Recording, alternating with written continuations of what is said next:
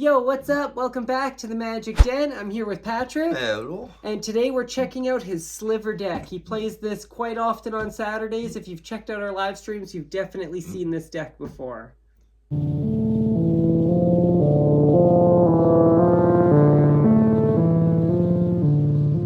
This was a pre-built deck, reconstructed many times over, and I think I have the perfect build for it.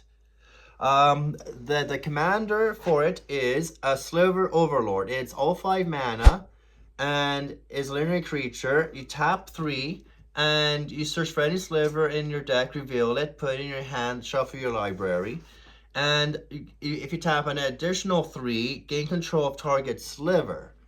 Which, if your opponent plays Slivers, you can take control of their creatures. Or if you turn them into Slivers, too. That is true, yes. Which I have the creature in the creature deck. And this is actually, like he's saying, this is from a pre-built deck. This is the Sliver Overlord from a pre-con, and it was a 60 card. It started off as a 60 card pre-con that's like gone through some changes. Very first Sliver this was. Yeah, was it? That was your first Sliver? Yes. Your first Sliver was buying that deck? Yes. Oh, it was an all-foil 60 card deck, and yeah, it was a pretty cool deck, and Sliver Overlord was, of course, the best hitter in that. But yeah, let's take a look at your deck.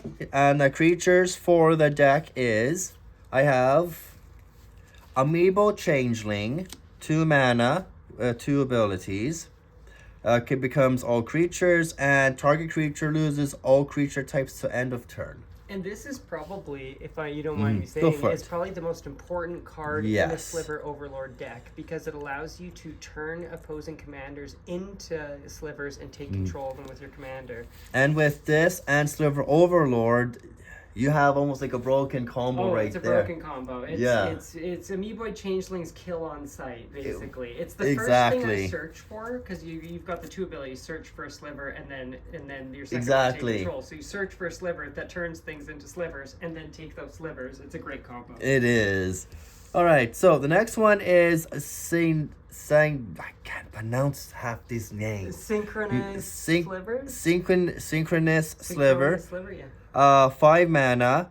All Slivers have vigilance, which means they don't tap when they attack. Most viewers will know. Yeah. You don't have to worry about explaining those. Yeah, no, you don't have to apologize, but... Alright, and the second creature is Gale Rider Sliver. For 1 mana, all Slivers have flying. It's actually Slivers you control. Sliver creatures you control. Yeah, because Sliver, there's a big difference. So this is 1 mana and it's you control. The other one's 2 mana. Right, there is like the global one, and then there is the ones that you control. Yeah, that seems to be all the new ones say you control. Yeah, so I hope they're not going to be fixing that. I don't know. It seems like all the new ones say that. I think they've abolished the old ways, but we'll see. Yeah. And this is a Diffusion Sliver for 2 mana. When a Sliver creature you control becomes target of spells or abilities, opponent counters that spell or unless they pay 2. The card's up just about here a bit, and so it basically gives everything ward 2. Yeah, that's pretty solid. It is. Especially it's only 2 mana. And the next Sliver is Shadow Sliver. 3 mana, all Slivers have Shadow, or can be blocked only with Shadow. Good one. Yes. I like that one. That one's good, except for the fact that they can't block anymore, but... And the next one is a Winged Sliver for 2 mana. All Slivers have flying. And it's foil, because you got that in your yeah. A very first Winged Sliver. Yeah, it came with the Overlord, yeah. And then, for the mountains, I have Magma Sliver. I pronounced that. Yeah. Okay. 4 mana. All Slivers have tap. Target Sliver gains X plus 0 to end of turn, where number of Slivers in play. So where X is equal to the number of Slivers. Yeah, that's pretty solid. If there's 5 Slivers, then that Sliver's gaining a +5/+5. Is it other? Yeah. Yep. It's just all the Slivers in play, yeah. So it's including your opponents if they have Slivers. Yeah. So it's like a double, it's like a coat of arms strictly for Slivers. It is, yeah. For one single one, yeah. The next one is Belligerent Sliver? Belligerent Sliver for 3 mana.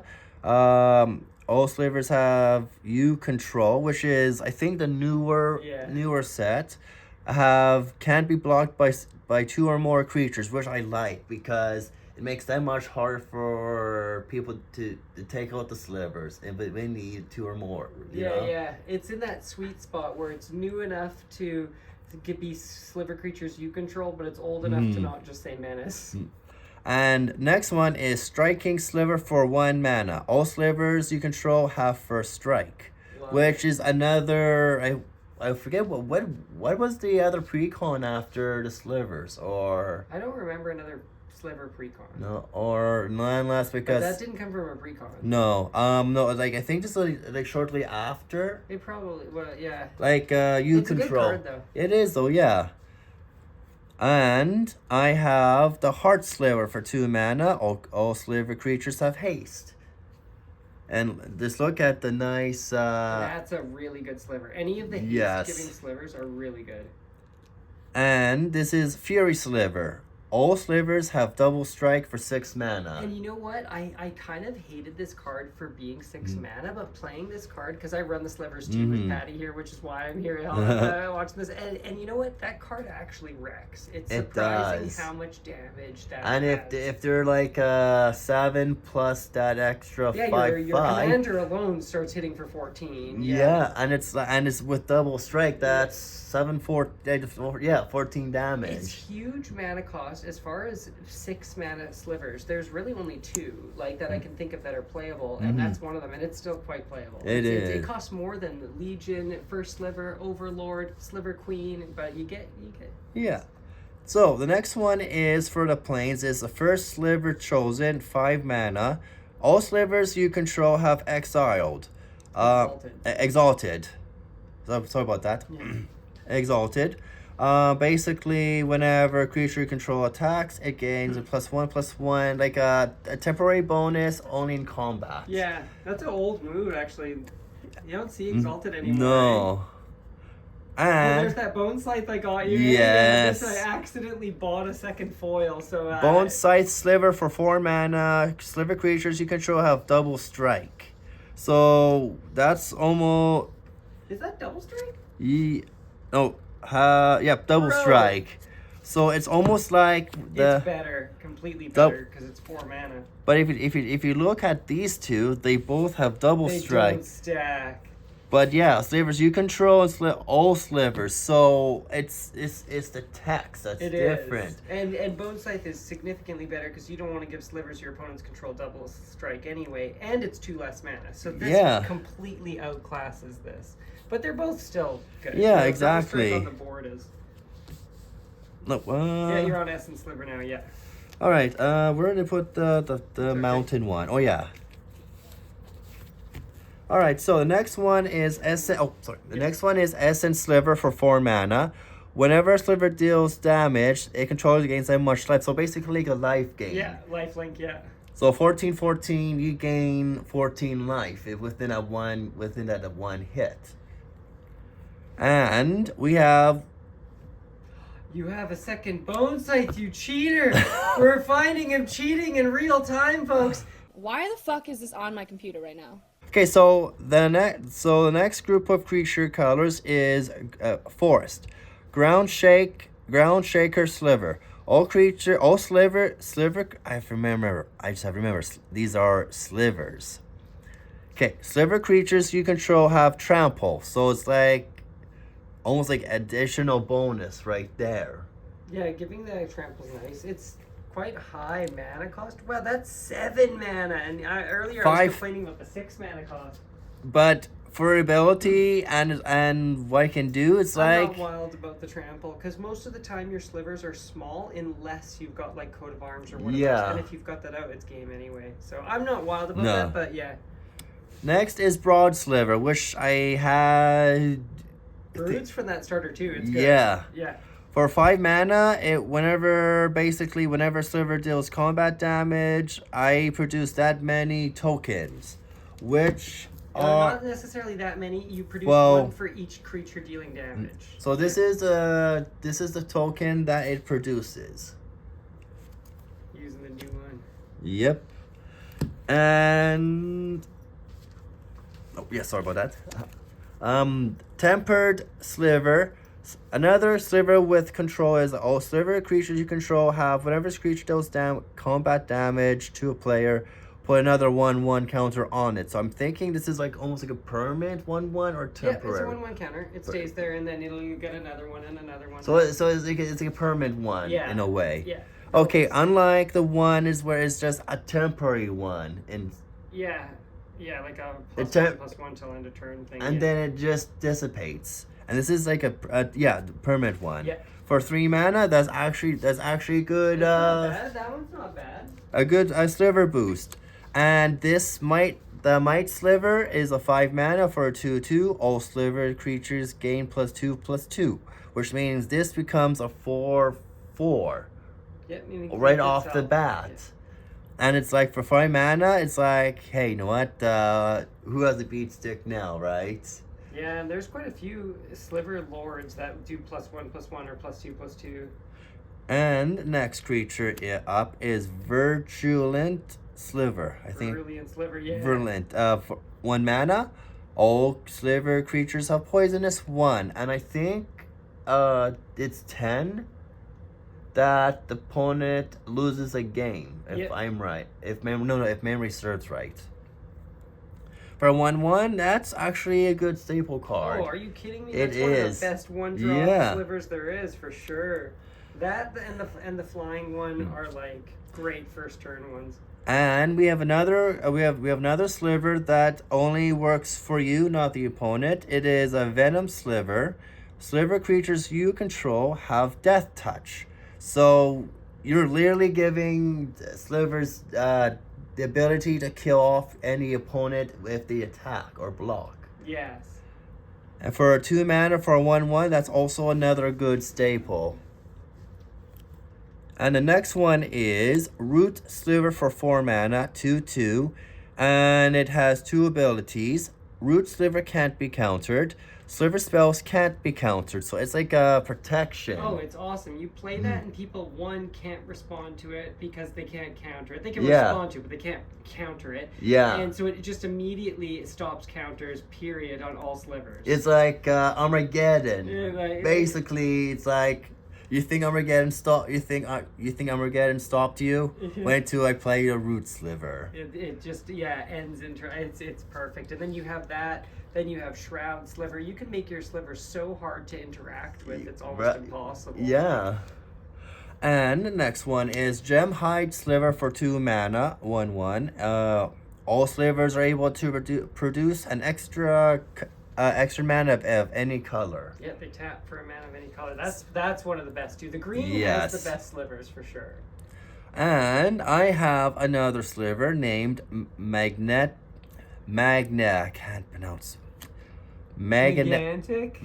Gigantic Sliver for 6 mana, 3/3. Sliver creatures you control gains +3/+3. So it's like the Might Sliver. Except +3/+3. Yeah. So basically, it's almost like it's another Sliver Lord, but bigger. Yeah, like same thing. Toxin Sliver is the next one here. And it's a 4 mana for 3/3, and whenever a Sliver does combat damage to a creature, that basically it's just destroy that creature pretty much. It's got Death Touch. Death Touch pretty much. And I have Frenzy Sliver. All Slivers have Frenzy 1, temporary +1/+0, and then fades after end of combat. For 2 mana, that's actually quite good though. I don't know if I would agree with you, but it's foil, so for that I would put it in still. And then I got the Crypt Sliver for 2 mana, 1/1. Regenerate target Sliver. Not bad. That one's not bad. You can keep the key ones after, Yeah. certain rules. Leeching Sliver and 2 mana. Whenever a Sliver you control attacks, the defending player loses 1 life. And that's actually... That can definitely add up with all the token generation. Yeah, exactly. And it can be an auto way to win if you go infinite with the queen, with, you have those reducers on the abilities, right? So you can get queens ability of producing a token to 1, and then you can do that limited where you can tap them for mana or like sack them for mana or whatever. And you can produce a bunch of mana or a bunch of tokens. And for this one we have, I cannot read Japanese. That is, it gives them lifelink. It's Siphon Sliver, I think. And it gives them lifelink. If you know the name of that sliver, say it in the comments below, but it is a lifelink sliver. For 3 mana, and I think it grants them flying, right? No, it's lifelink? Yeah. That's pretty good, though. It is. Yeah. It's 1 mana less than Essence Sliver. And the next group of colors is Harmonic Sliver for 3. One of the greats. Yes, but what all slivers have basically comes into play. You can destroy enchantment or an artifact. So you have to, which means once all your opponents are gone, you have to start destroying your own. But usually there's a lot on the board, so you can target them. The only problem is it becomes a problem because it's not when cast, it's when it comes into play. Yeah. So if you're generating a shit ton of tokens, you will nuke your own artifacts. Yes, you have to be very careful. You have to know in advance, oh, I have nothing. And the good thing with this deck is it's so creature heavy that you never really have a ton of artifacts out anyway. Like even this pile of artifacts and enchantments is relatively thin, so you'll have a couple in play. So the Harmonics, solid. It is, though. Now we have the Cloud Shredder Sliver. Sounds like Ninja Turtle, doesn't it, though? Cloud Shredder Sliver. 2 mana, and Sliver creatures you control have flying and haste, which actually is God tier. This is S tier Sliver for sure. It gives them 2 for the price of 1, and it's only 2 mana. It's ridiculously good.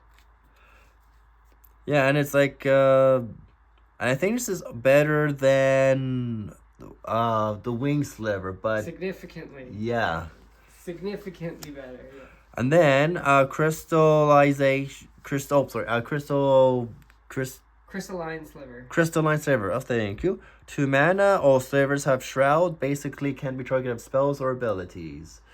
And that's actually good. Another good staple. Another one. It's another S tier because being able to stop the spot removal spells is perfect, and then you can just get your ones that produce. You have the one that stops that gives it all indestructible, right? Yes. Yeah. So you put those together, and you basically can't have them gone. No. All right. First one up is Sliver Queen. All 5 mana. All Sliver Queen counts as a sliver. And pay 2, put a Sliver token into play. So basically, you're making another Sliver token based off of his ability by tapping 2 lands. And that's the fun fact here. Patrick has owned that card for 20 years? Yes. A long time he's owned that card since it was less than $100. I think the most recent ones was your first Sliver. Yeah, most recent one though. Sliver Legion, another old one. 5 mana, all slivers creatures gains +1 so basically additional 1/1 for each sliver, each other sliver in play. So that'll be every sliver. Yeah, each other one. So if there's 5, they're gonna get +4/+4. If there's 10, they're gonna get +9/+9. And it's basically coat of arms on the Sliver Legion, and it's just it's a game winner in its own. Yeah. And the first sliver for 5 mana, 7/7. Cascade. All sliver spells you cast have Cascade. So to explain this, if I summon, every time you cast a spell, you're gonna go on the top of your deck and then flip until you get to a spell with a lower cost, and then you can cast it without paying its mana cost. Yeah. So if you're playing a first sliver for 5, then you hit a sliver for 4, then you can get a sliver for 2, and then so you basically will get a couple slivers for free every time you play a sliver. And that's almost like instant. It's not going to go through your whole deck. No, because of the nature of Cascade. But it has the potential of making that almost like that instant win, or not nearly. It's going to significantly increase the value of every sliver play. Yeah. It's not going to necessarily be its own ticket to an instant win. People play that as a commander probably more or just as often as Overlord. It's probably the second most common commander. And because the deck is so creature heavy, you can hit a lot of slivers pretty much. You can hit like a couple every single time you Cascade. The only problem with Cascade and slivers is, which I like the Overlord too. I run Overlord like you, as you know. A lot of the times you just have these small slivers. There's only a couple big slivers. Like in this case. Yeah. Because I mean, you run more than I do. Yeah. You run some of the 6 mana ones and stuff, which I typically don't.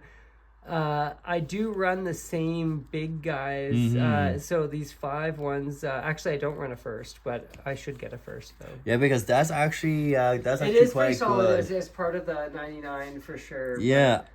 And it's like, and with the sliver hype, so if you had all of these on the field, oh gosh, with this, and the commander, it's like, what happened, right? The greatest part about the slivers is too, every time you're playing, it's kind of fun seeing which abilities you can get stacked, and it's always an interesting it's almost time. Like that what's that, the Russian jar, which you the keep Russian dolls thing. the Russian doll, but it's Russian doll but ability with slivers every time. Each Russian doll is a different ability. You can definitely assemble Exodia, but generally speaking, there's always some loophole. You know, like they have Shroud, but they don't have Indestructible. Or they have Indestructible, but that is good for the creature base, though. You've got a solid creature base. I do. Okay, so the third group is artifacts. So the first card is Sentinel. Why can't I pronounce these magic names? Sentinel Flute. I can't pronounce half these names. I know, like they're all kind of interesting. Like they're all not like English words, right? I guess that might be. But. So for 5 mana, tap X amount of lands. I think that's correct, right, Brendan? It's like X. And X and tap to search your library for a creature card with converted mana cost to X or less. So if you pay 3, you can search for a 3. If you pay for 2, which so to be honest with you, it is, your commander does that. Yeah, this does it way better than this. But tapping like 5 mana, you could probably look for 5 mana, and then... But you could search for that for 3 mana with your commander. Exactly. So which would mean with this, you're overpaying. And you have to pay 5 mana to get this out. But, I mean, I'm not saying that it's a bad card. Because it's so important to have the right slivers at the right times to assemble the Exodia like we're talking about. This gives you another access to it. It's not terrible. Homing sliver would be probably better to put, and it's like $2. It's a sliver. I could add that in. You should, because it's like $2, and it's basically, it gives all slivers sliver cycling. So you can discard a sliver from your hand to search you have to pay. I think it's 3 mana. You search your library for any sliver card. Oh. So it completely outclasses this. It basically gives you a sliver in your hand, the sliver overlord ability. So therefore, you never between the two, you don't. But anyway. But in case the commander gets destroyed, there's some form of backup. I was thinking at the time. Yes, and because the commander's so hard to get out several times, if he gets killed a few times. It's got some downs yet. All right, so the first one was the I can't pronounce. That's okay. Now it's Thrumming Hive Pool for 6 mana. Basically, if affinity for slivers, 1 less a cast for each sliver you control. So it will work for the person casting it, but not your opponent. And this is one of the new sliver cards from Edge of Eternity, eh?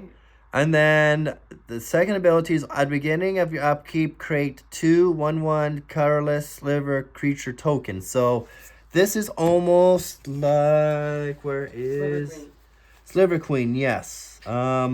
It's like Sliver Queen, but it's if it gives you 2 for free, where Sliver Queen you have to pay 2 for 1. So it's not really like Sliver Queen. It generates tokens though. yeah, but you don't have to pay the 2. It's just at the beginning of your upkeep rather than. So this kind of has it's almost. Queen in its own right isn't good anymore, except for the fact you can go infinite with it. Yeah. It's got that one where you can reduce its ability down to 1, and then I can't exactly even remember the combo. But you pay the 1 from some. How do you get the 1? I don't know. I'll look it up. Because trying to figure out the best. It's like this is like a Russian roulette doll or a Russian doll, but it's just mana bait. It's like whatever abilities.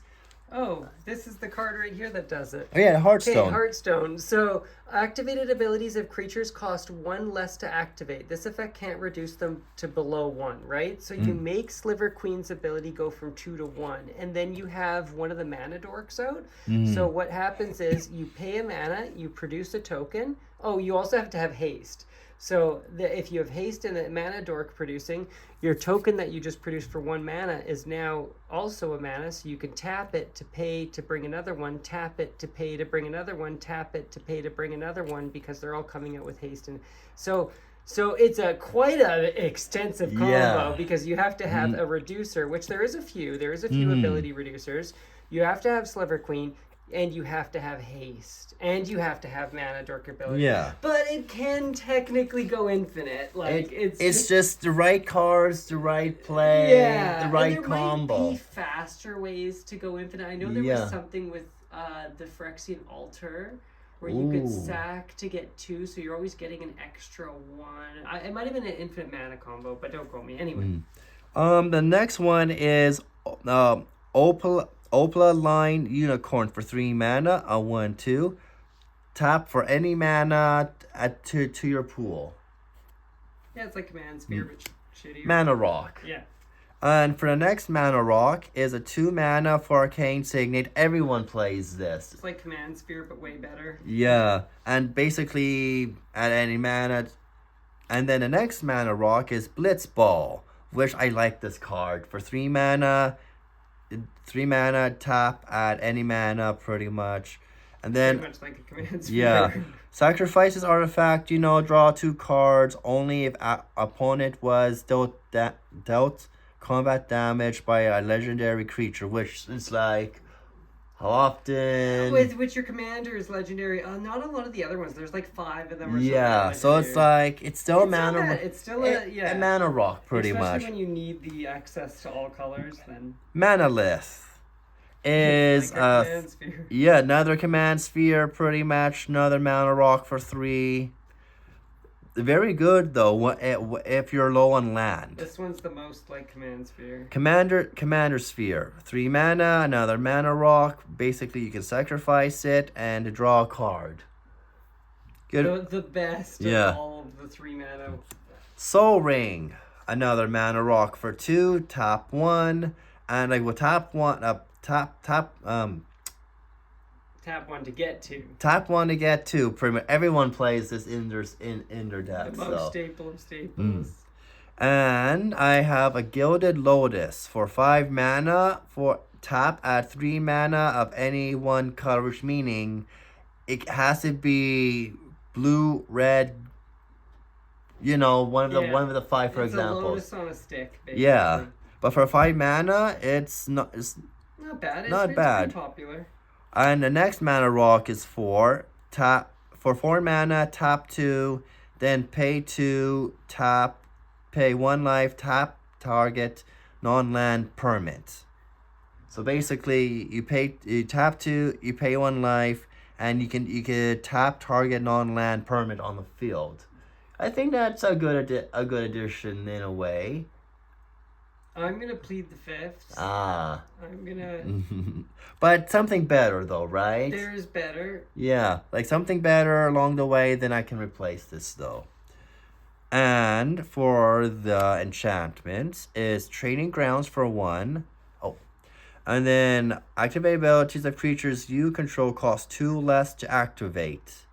This effect can't reduce the mana in that cost to less than 1 mana. This is one of the best because if you get this in your opening hand and drop this first, it's better than a Virulent Sliver or any of the other ones. Because so many of the slivers have abilities that cost colorless, and this is going to reduce all of them by 2. So if you have something like I guess we went through your creatures. You don't have that one that destroys. There's one that's you pay 3 mana and it destroys any permanent, and that would make it 1 mana.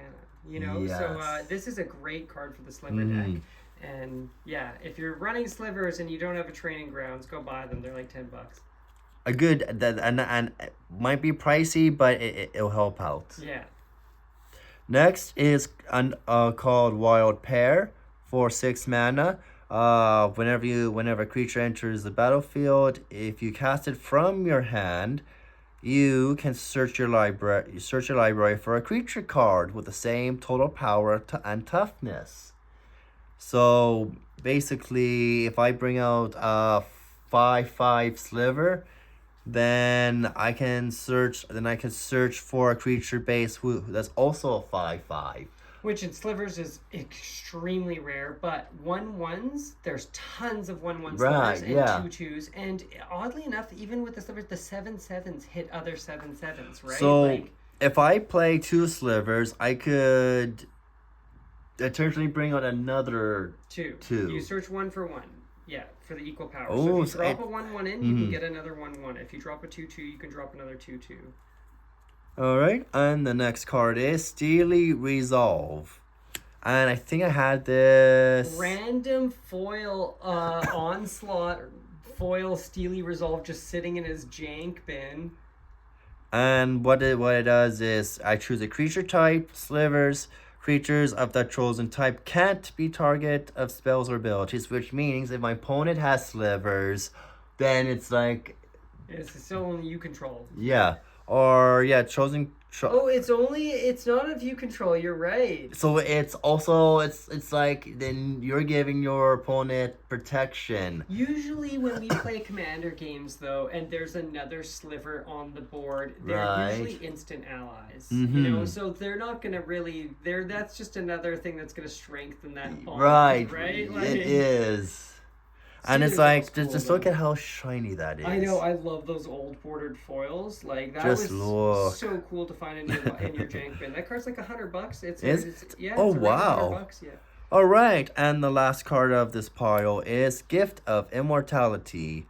When an enchanted creature dies, return this card to the battlefield under its owner's control.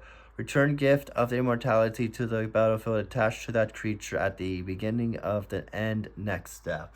Yeah, so it just, if a creature dies, it comes back the following turn, and Gift of Immortality reattaches to it, right? Yeah. Yeah. So I think it's really good for combo pieces that you need on the board. In general, I don't know if I think a Sliver deck needs it, because most of your stuff probably a replacement for that one I was thinking. It's not bad. Gift of Immortality, I see why you like it. You play it on your favorite thing on the board, and it keeps coming back. It's really but good there could be something better, you know? Yeah, like something... Bad. Equally or greater, at least. Yeah, for sure. All right, so the next group is instances and sorceries. So the first one is Negate. For 2 mana, target non-creature spell, which I don't think this is paired very much, though. Negate Negate finds targets quite commonly. It's a very good counter spell. I mean, given how low the amount of counters you run, you can definitely replace it with something better. Like, like something better with Negate. Negate's not a bad counter. Yeah. Natural Correction for 3 mana. It's like a mana ramp. Mana ramp. Natural Correction. It just does mana correction for you in a 5-color deck. Searches your library for a basic land, puts it in the battlefield tabbed. And for the next card is a Rampart Growth, an old staple from Mirage? 10th. No, it's predates. It's Mirage, I think it first came out in. Wasn't there like a 10th edition? No, wait, the 10th edition was a core set. Yeah, no, Rampant Growth came out in Mirage, dude. It's old. So like, I like the artwork. It looks like Oscar the Grouch became something else. Yeah, you can see the growth rampantly growing into the desert, taking over the desert, right? Yeah. But I like the artwork to it, though. I do too, yeah. That's not the original artwork. The Mirage artwork's actually different. But There's been so many rampant growths, though. So many. Because it's been reprinted so many times. It's in every set theme has its own rampant growth almost, And next one, this one I recently added, many partings. Another rampart growth. Search the library for basic clan card and put it into your hand. Create a food token as bonus. I think food tokens would be... I mean, in this deck, it's completely unneeded. It's a great 1 mana, it fetches a land. Yeah. But I like it in my squirrel because it also generates a food token, which then generates a squirrel. So I like many pairings. I'm not running it anymore, but it's not bad. I like it. It's not a bad card. And for the swamps, I have Diabolical Tutor for 4 mana. Search for any card and put it into your hand, then shuffle your library. What's your go-to? If I had top deck and you got the full deck to search through, you just hit a Diabolic Tutor. What are you going for? This one. Queen's just juicy. Yeah, Queen's flavor. Or if I'm really desperate. Overlord would be better for sure. Yeah, at least one of my go-tos for sure. Because Sliver creatures you control, basically your creatures are protected while everyone else's aren't. Yeah. And if you play Wrath of God, it protects against those nasty board wipes that take place every third turn in the Commander game. And moving on to the next card, we have Wrath of God. A really old, revised one, eh? And there's no symbol to it. Yeah, it's definitely an old revised one. Especially the artwork, though, it's nice. Yeah, I love it. That's the original alpha artwork, yeah. Quentin Hoover. Not much to say about it. It's just all creatures are buried in play. All creatures in play are buried. It's so old that they're not even destroyed, right? And that artwork is pretty graphic, so you can see the blood coming from that dude's mouth and stuff. So basically, it's like if you have these. So if you play this, then play this. Yeah, basically, it's a one-sided board wipe. Yeah. And the next one in line is a multicolor one. Putrefy. Destroy target artifact or creature. It can't be regenerated. Basically, another good choice of what to destroy in desperate times. In 5 color, there's definitely better removal options, but being a thing that removes an artifact or creature, it's versatile. I like Putrefy. It's good. And the next one is Hull Breach for 2 mana. Destroy target artifact, another one. Or target enchantment, or target artifact and target enchantment. So one of each. Either or both. Yeah. And it's a very good choice. For 2 mana, that's solid, dude. It is. To destroy 2 cards for 2 mana that's a really good removal spell. Next one is Maelstrom Pulse. Destroy target non-land permanent and all other permanents with the same name as that permanent. So it could be vampires, goblins, slivers. Yeah, if it's tokens, it'll hit all of them. Yeah, and that's one way of getting rid of at least one. Yeah, you hit a goblin token and they're all gone. Or vampires are getting out of control. Just no, that's not happening. I think it's a good staple that is, though. Yeah, Maelstrom Pulse is because it's a permanent, it's good. Any permanent removal is awesome. Especially how it's the artwork, though, right? Yeah, the artwork's cool. Alright, the last one is Casualties of War, 6 mana. Choose one or more. So destroy target artifact, destroy target creature, destroy, one of each, or is it gives you one choice, or I wonder how specific they are, though. It's one or more, so it's very flexible. You can pick 2, you can pick 6, you can pick all of them but one, and yeah. Oh, so you can pick all 5 if you all 5 if you wanted. Which generally you'll find targets for all those. And I have the Vivid, so I'm gonna go through the. Where's the Vivids? Oh, sorry. Oh, I forget though. All right, so this is Vivid Creek. Basically, it still taps for an island. I could tap, remove a charge counter, and then with the two charge counters, remove one and produce 1 mana of any color to your mana pool. And the best part is all of the Vivids. There's a Vivid each color, and they all do the same thing. They produce their respective color, but they also come in with a charge counter, 2 charge counters that can be removed for any color. Yeah. And there's 1 for each color. Yeah. Vivid Grove, same thing again. Yep. Crystal Quarry, tap for a colorless, pay 5, produce all 5, pretty much. Which pays for all your big 7 ones. If you just don't have the right mana to get Overlord out, that can be one way to get it out. Exactly. Vivid Meadow, another one again. You know, it's like the white one, yeah. Then Vivid Greg. Vivid Greg would be nice. Craig is right though. You got Okay, same thing with the Meadow. Rapture Spiral, basically another mana rock. It's not a mana rock because it is a land, but it's a flexible one. It's just costly because you have to pay a mana or else you have to return it to your hand, and it's but it does tap for a mana of any color. Then Nomad Outpost, basically one of Mountain Plain Swamp. Then Frontier, another I think same thing again, but different 3 mana. Yeah, these are the Triome lands. And then Jungle Shrine, same thing again, just random 3 lands which you. Then I have another Opletent Palace, basically same thing again. And these are the sacrificial lands. Foreboding Landscape. Basically, sacrifice, look for a basic land, swamp, island, forest, pretty much. Then same thing again, Bonafide Landscape, does same thing again. And these landscape cards are good because they come into play untapped and can be immediately used for colorless mana in a pinch. Yes. But they can also be used as fetch lands too. Yes.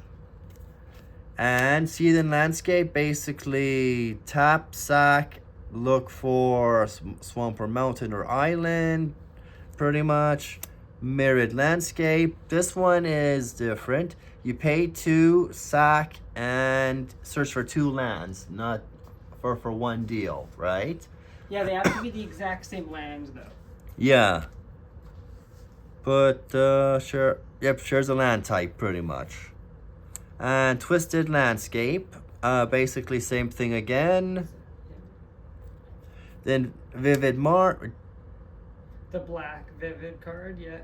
Did we do Vivid Marsh? We did the Vivids, but we didn't do Marsh. Okay, so Vivid Marsh, pretty much same thing.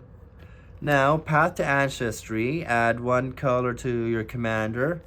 And then Command Tower, same thing again, Commander's Identity. And then I have Sliver Hive Pool. Basically 3, tap 1 to produce 1 to your mana, like 1 colorless. It adds a colorless to your mana pool, but it can add a mana of any color if it's for a Sliver spell. So basically, if you're gonna cast a Sliver, then you could tap this, just to. Yeah, and it can still be used to pay a colorless for your other spells. And then for 5, you produce another colorless Sliver, pretty much. Which is like, you need to be in really dire circumstances to be that desperate, Yeah. but it technically does it, right? So Yeah. it's a bonus. It's a bonus on an already good land. Then is Ancient Zagreot. Basically another land that produces mana. And it produces a mana of any color, but only for creatures. Which in this deck is perfectly fine. And then the most recent one added is Exotic Orchard. Basically, you can produce 1 mana of any color that a land your opponent controls. I like that card though. Yeah, because it comes into play untapped, and it doesn't matter what your opponent controls. You can use it in a 5-color deck. Yeah. It's a good. And the last one is the tokens. We've got the Sliver token here, as you've seen in the video. Now you have 2 of the copies, but different artwork. What do you use the copies for? The slivers. Oh, just as more slivers. Okay. Yep.